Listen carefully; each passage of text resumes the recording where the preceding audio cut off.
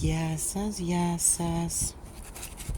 Αυτή εδώ η γλάστρα υποτίθεται ότι θα έπρεπε να έχει μέσα ένα από τα πιο όμορφα και σπάνια δέντρα του κόσμου, Cornus cusa ή αλλιώς κινέζικη κρανιά. Ανταυτού έχει φυτρώσει ένα είδος δυόσμου, υπέροχο μεν, δεν λέω, αλλά δυστυχώς το αποτέλεσμα που ήθελα δεν το είχα. Τι πήγε στραβά? Σήμερα θα σας δείξω όλο το ταξίδι των σπόρων από τη συλλογή τους μέχρι και το μεγάλο μυστικό στο ψυγείο και στο τέλος του βίντεο θα τα ξαναπούμε. Γεια σας αγαπημένοι. Είμαι εδώ σε ένα πάρκο όπου έχω ανακαλύψει ένα υπέροχο δεντράκι που εγώ το λατρεύω. Το είχα δει κατά λάθος κάπου αλλού, όπου πήγα φέτος για να τραβήξω βίντεο να σας το δείξω και σε εσάς.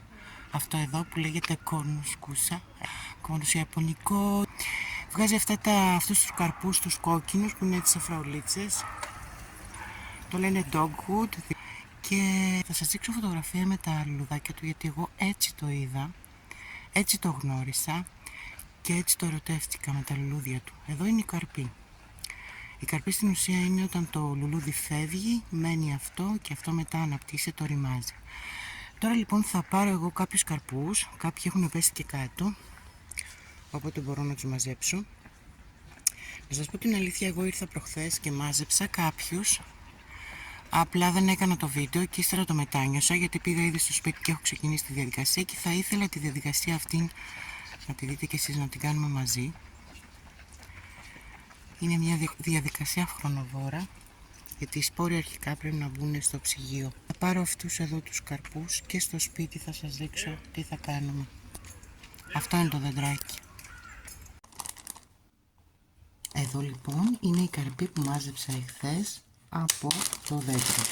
Έχω γράψει σημερινή ημερομηνία, γιατί απλούστατα θα σας έχω προετοιμάσει το σακουλάκι μου στην ουσία. Όπως σας είπα, αυτή είναι η καρπή. Βλέπετε, είναι σαν μικρές φραουλίτσες. Και όταν τους ανοίξουμε, μέσα βλέπουμε το σπόρο. Έχω διαβάσει ότι μερικές φορές ένας καρπός μπορεί να έχει περισσότερους από έναν σπόρους. Εδώ στα δικά μου φρουτάκια, αυτά που μάζεψα εγώ και στα προηγούμενα που όπως σας είπα, γιατί τα έχω ήδη εδώ, τα έχω ήδη έτοιμα από την προηγούμενη φορά, απλά το κάνω αυτό άλλη μία φορά για εσάς. Λοιπόν, εγώ βρίσκω έναν καρπό μέσα στο κάθε, το βλέπετε πως είναι, κάτι μικρά κουκουτσάκια ας πούμε. Εδώ λοιπόν θα τα ανοίξω όλα και ύστερα η επόμενη, εδώ έχει δύο, βλέπετε, καμιά φορά έχει παραπάνω από ένα, και εδώ ένας ακόμα, είναι μια χαρά. Λοιπόν, τα περισσότερα όπως βλέπετε τα πήρα από το χώμα από κάτω που είχαν πέσει. Και τώρα αδειάζω λοιπόν τους σπόρους. Η επόμενη διαδικασία είναι να τους πλύνω καλά και να αφαιρέσω τη σάρκα και να τους κάνω έτσι όπως είναι αυτή εδώ που είναι καθαρή, πεντακάθαρη. Η επόμενη λοιπόν διαδικασία είναι, αφού τους πλύνω, θα πλύνω και αυτούς, απλά δεν θα σας το δείξω, τους πλένουμε μέσα σε ένα σουρουτηράκι και τους καθαρίζουμε. Έτσι είναι λοιπόν οι σπόροι. Μέσα αυτή τη σακουλίτσα που έχω γράψει την ημερομηνία τη σημερινή, την ανοίγω και θα βάλω χώμα. Εδώ εγώ έχω βάλει χώμα κοκοφίνικα, ξέρετε, αυτό που τα αγοράζουμε σε μπλοκ, και το έχω αναμίξει με χώμα από τις γλάστρες. Λοιπόν, το βάζουμε έτσι. Το χώμα πρέπει να είναι ελαφρώς υγρό, αλλά να μην το κάνουμε έτσι και να τρέχουν τα νερά. Θέλει όμως να είναι υγρό. Και παίρνω τώρα τους σπόρους μου και θα τους βάλω εδώ μέσα.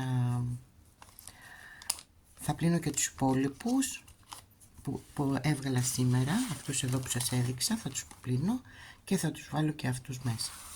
Αυτό λοιπόν το σακουλάκι τώρα, αφού βάλω όλους τους σπόρους μέσα, θα το κλείσω.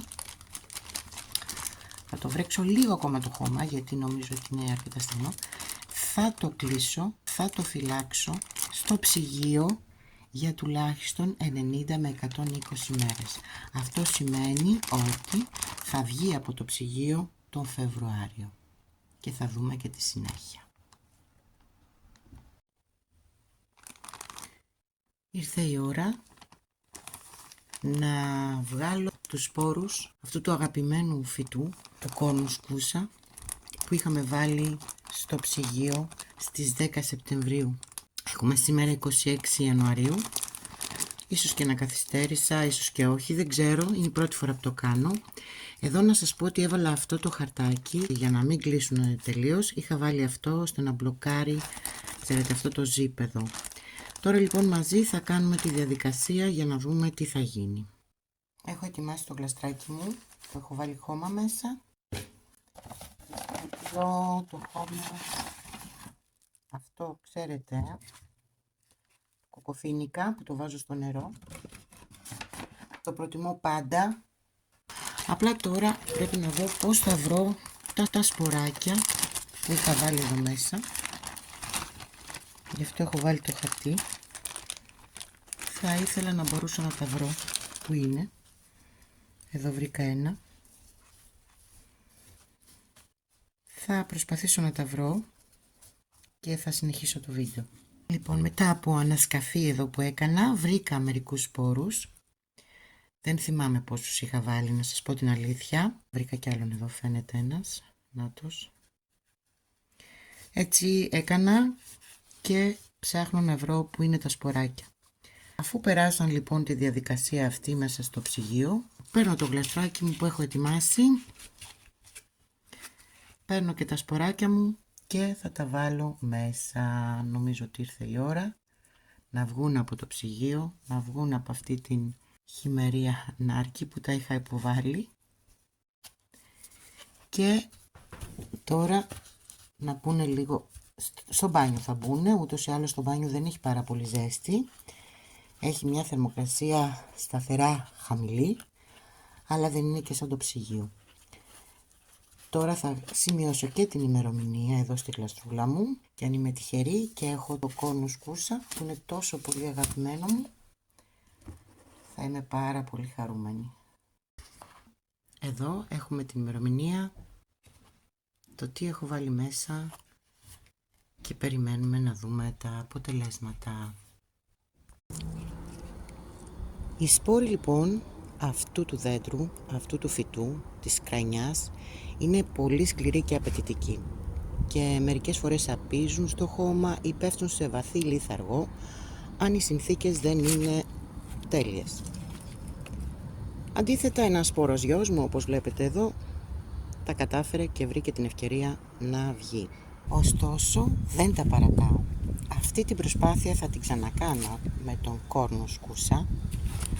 Φέτος θα πάω ξανά να μαζέψω καρπούς και θα κάνω μια διαφορετική διαδικασία. Θα κάνω και θερμή στρωμάτωση, έτσι ώστε να έχω το αποτέλεσμα που είχα με τις κυλορευτερίες μου. Και το βίντεο μπορείτε να το βρείτε στο τέλος αυτού του βίντεο. Οπότε, εάν θα θέλατε να ξαναδείτε αυτή την προσπάθεια που θα κρατήσει αρκετούς μήνες επίσης και αν σας αρέσει και εσάς έτσι να παραματίζεστε με σπόρους, μπορείτε να κάνετε εγγραφή.